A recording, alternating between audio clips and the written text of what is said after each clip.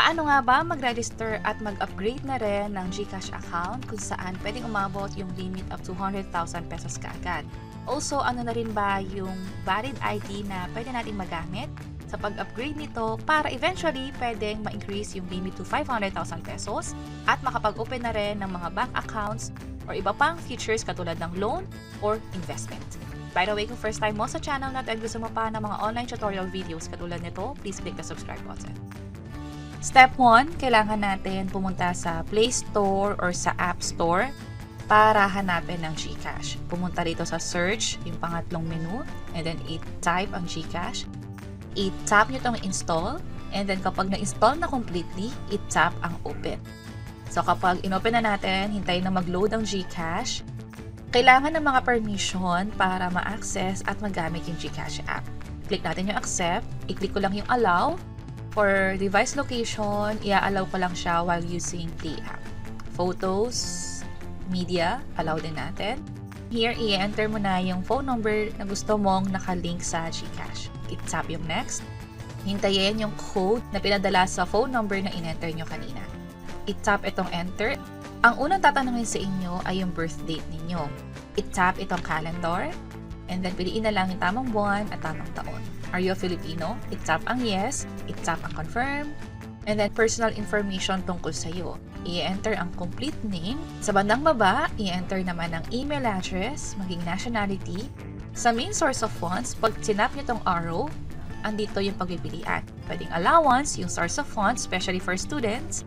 Pwede rin pensyon, campaign funds or donation, income from business or profession, especially sa mga freelancer or sa mga may sariling business, inheritance, investment, loan, availments.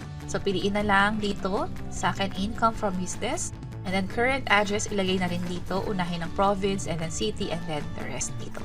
Meron tatanungin about sa permanent address. So, kapag pareho lang naman yung current at permanent address, i-check na lang ito para hindi na fill upan itong pangalawang address sa bandang baba. Scroll down sa pinakababa, referral code. Ngayon kasi parang wala nang referral code sa GCash. Skip na lang to and then click yung next. I-review kung tama lahat ng information. Scroll down sa bandang baba, i-tap ulit ang confirm. This time, MPIN na kung saan ito yung pinakagagamitin natin every time mag-login sa GCash.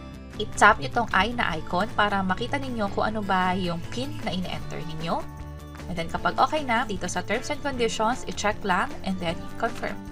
This time, may access ka na sa GCash. Pero sa pag-register, kailangan kasi i-declare mo o i-register mo rin yung phone na gagamitin mo para sa account mo sa GCash. So, i-click natin itong yes, register this phone. By the way, may ma-receive ka rin palang text from GCash tungkol sa pag-sign up na ginawa mo. So, balik tayo dito and then i-enter ang code na may receive sa phone. Ito yung code, i-enter lang ulit dito and tap submit. So, na-register na yung phone na yon sa GCash account. Now, pwede na tayong pumunta sa GCash app kung saan pwede mong ma-receive o makita agad itong notification na to. Ito na yung pag-upgrade at sa pag-upgrade, ma-access mo rin yung ibang features katulad ng send money at mas mataas na limit katulad ng 100,000. Tap natin itong verify now or pwede naman later ito gawin. Lalo kung hinahanap nyo pa yung ID ninyo kasi kailangan iyon. Pag pumunta nga pala kayo sa profile, makikita ninyo kung anong status o anong level ang meron kayo sa GCash. Basic yung nandyan. Kapag ready na kayo mag-upgrade ng GCash, i-click itong verify now. Ito yung reminder, original ID dapat at walang harang sa mukha kapag nag-selfie na. I-click itong verify now. Birth date ulit, tatanungin. Piliin lang ang tamang date kapag kilik na itong calendar. And then nationality Filipino. Agree ulit sa terms and conditions and then hit confirm. Ang tinatanggap lang na ID sa GCash ay National ID, Driver's License, UMID, Postal ID, Passport, SSS ID, PRC at Pag-ibig Loyalty Card Plus. Ito yung mga halimbawa niyan. Ito naman yung sa Driver's License, UMID, SSS ID, Postal ID, Passport, PRC ID, and lastly, yung Pag-ibig Loyalty Card Plus. Kapag napili nyo na yung tamang ID, sa baba nun, merong confirm na button. Katulad ng Pag-ibig Loyalty Card Plus, is ito yung gagamitin ko, tap natin yung confirm. I-scan or picturean na yung harap ng ID. At kapag hiningan pa kayo ng likod na portion ng ID, picturean din iyon. This time, selfie naman. Dapat malinaw ang pagkakakuha. I-tap itong next. At hintayin yung notification dito hanggang sa ma-finalize at mapunta sa page na ito. Your information should match your ID. And then, dapat tama lahat ng spelling nito. Tap natin yung next.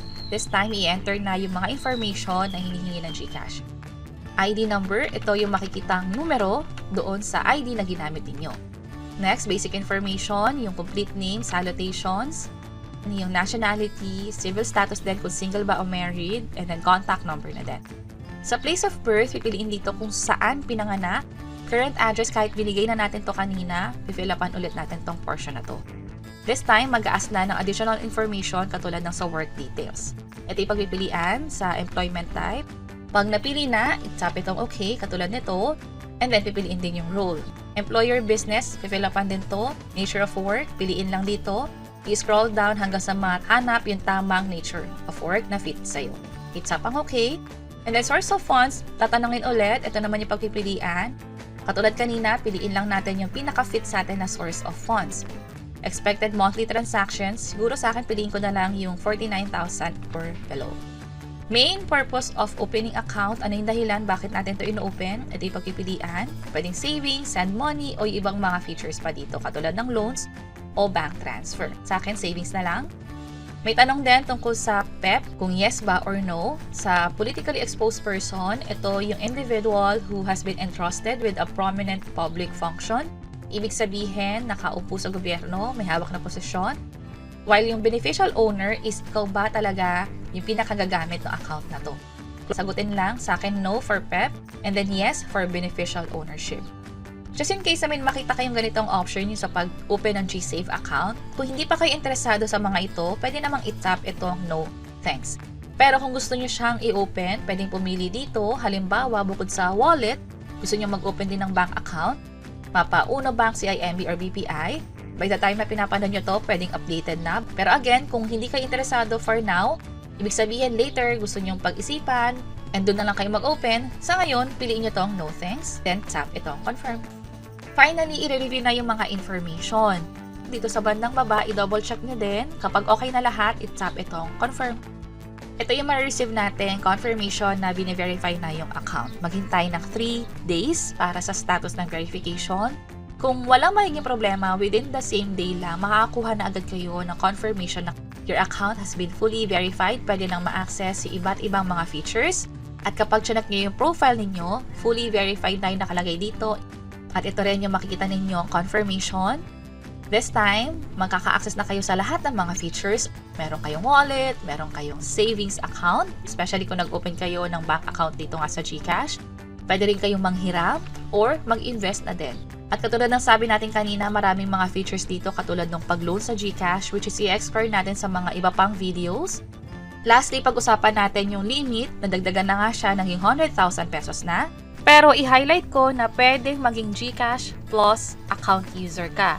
Yung ngayon kasi fully verified, GCash upgraded yon. Pero kung mas mataas pa, kung saan yung limit, aabot ng 500,000 pesos, pwedeng gawin yan. Ang gagawin mo lang ay, una, fully verified, which is natapusan natin. Itong pangalawang step na yung gagawin natin. Mag-open ka nga ng bank account sa GCash. Kanina pinakita ko na meron na akong GSave account kasi yung account na yon ay meron ng bank account din na nakalink sa GCash account ko. Also, meron na rin akong GSave account. Ito yung sa stock market or sa G-Crypto. Kung interesado kayo sa iba't ibang mga tutorial videos na yon at paano na rin ma-upgrade to 500,000 pesos yung account ninyo sa GCash, pwede nyo i-check yung page or channel namin o yung link ay nasa description sa bandang baba. Sana makatulong. See you sa next videos. Bye-bye!